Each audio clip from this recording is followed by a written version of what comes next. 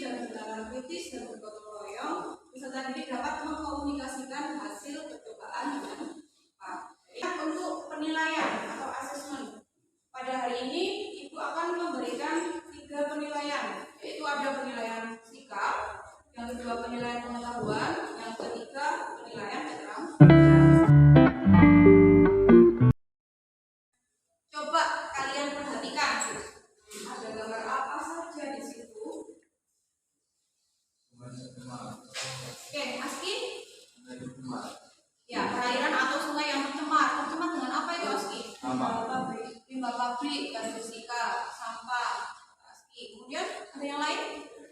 Yang kedua itu gambar apa? Air tambak. Kemudian yang ketiga gambar apa itu? Air yang dekat dengan pertambangan kapur ya. Nah, kalau kalian amati ada 3 perbedaan perairan yang ada di sekitar kita. Sekarang coba dibaca terlebih dahulu. Jangan dibaca dulu.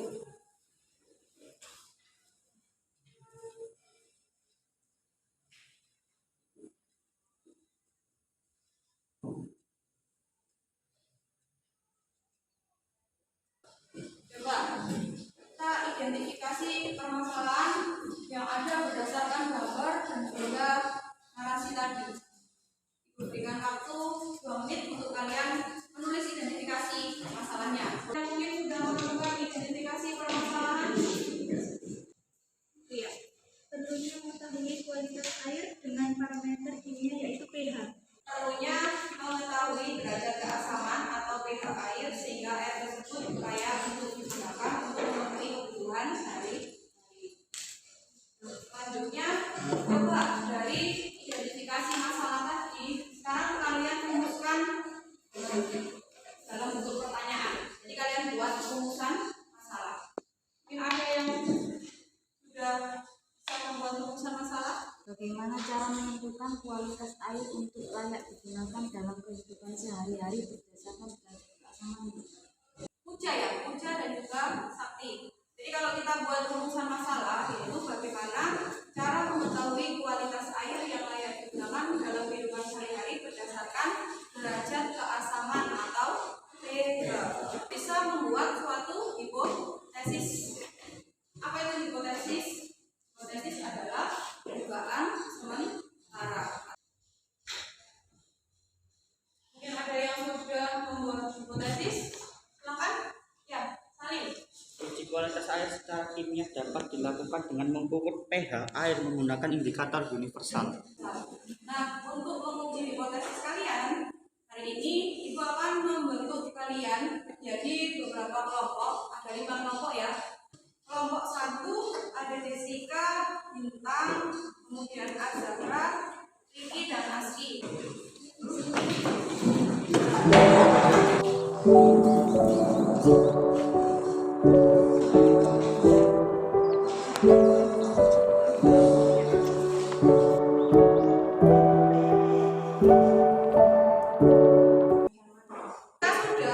Tadi kalian sudah menuliskan alat dan bahannya, kemudian juga sudah membuat rancangan percobaannya seperti apa. Silakan sekarang perwakilan dari kelompok untuk ke depan, 2 anak ya. Silakan dari nomor 1 ke depan. Silakan ke depan perwakilan kelompoknya.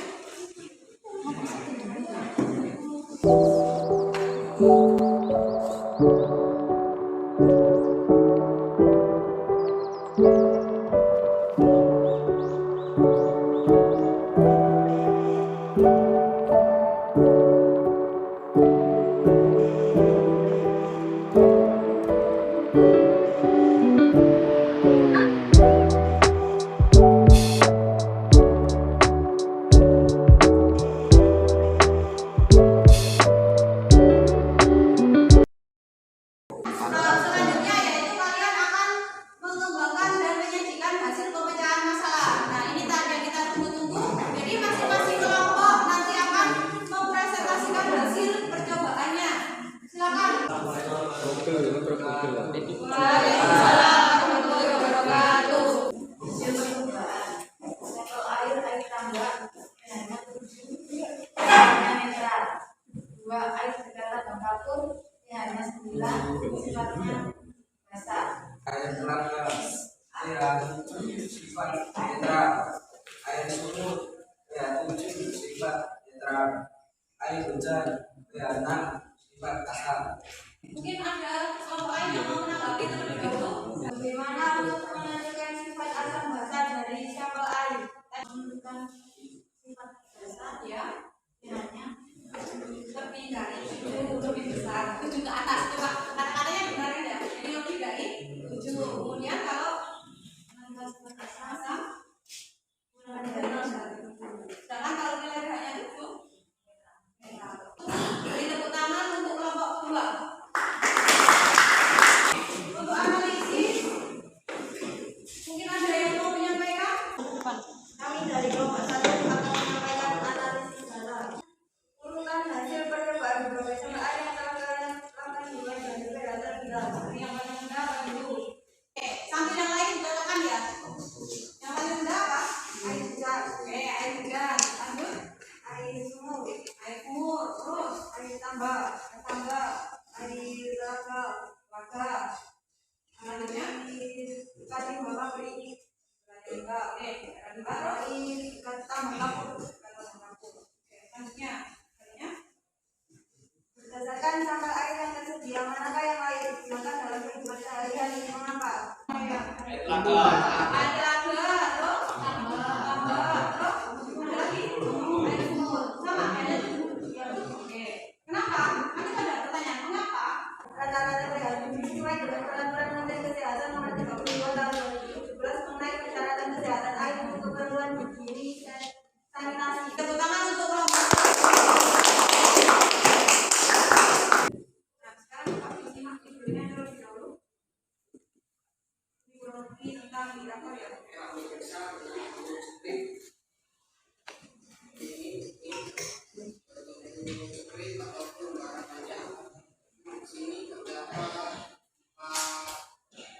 Coba kita ulas kembali.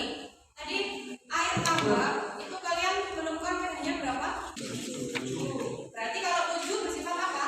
Netral. Oke, ini Ibu akan memberikan penguatan sedikit tentang apa yang sudah kalian lakukan. Jadi sebenarnya untuk mengukur kualitas air itu bisa ditinjau dari 3 parameter. Parameter yang pertama itu ada dari parameter biologi. Parameter kedua ada dari parameter kimia. Parameter ketiga ada dari parameter fisika. Namun pada hari ini kita fokus untuk menganalisis air, kualitas air yang sesuai dengan derajat keasamannya supaya bisa layak kita gunakan untuk apa? Untuk kepentingan yaitu tadi berdasarkan permen tadi ya. Nah, sekarang kita bahas dulu yang kedua. Tadi masih ada beberapa kelompok yang kesulitan. Jika nilai pH air kurang dari 7, maka bersifat besar. Jika nilai pH air lebih besar dari 7, maka bersifat besar. Jika pH air sama dengan 7, maka bersifat netral. Itu yang harus kalian ingat-ingat ya. Air yang kita gunakan itu pH-nya atau derajat keasamannya adalah sekitar 6,5 sampai 8,5. Coba dari kalian mungkin ada yang bisa menarik kesimpulan dari apa yang sudah dilalui pada hari ini. Ya, sambil saya kemudian apa? Iya. Julia, silakan.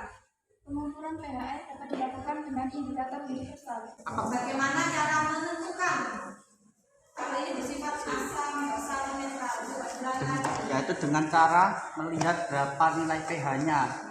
Menentukan nilai pH bisa menggunakan alat yaitu indikator universal. Oke, jadi kesimpulan kita pada hari ini adalah uji kualitas air secara kimia dapat ditinjau dari derajat keasaman atau pH air. Pengukuran pH atau derajat keasaman bisa dilakukan dengan indikator universal. Kemudian dengan mengetahui nilai pH, tadi kan sudah ya, maka kita juga bisa menentukan sampel air yang mana yang akan bisa kita gunakan atau layak untuk kita gunakan dalam kebutuhan sehari-hari. Sekarang Ibu akan memberikan soal postes dan juga angket motivasi.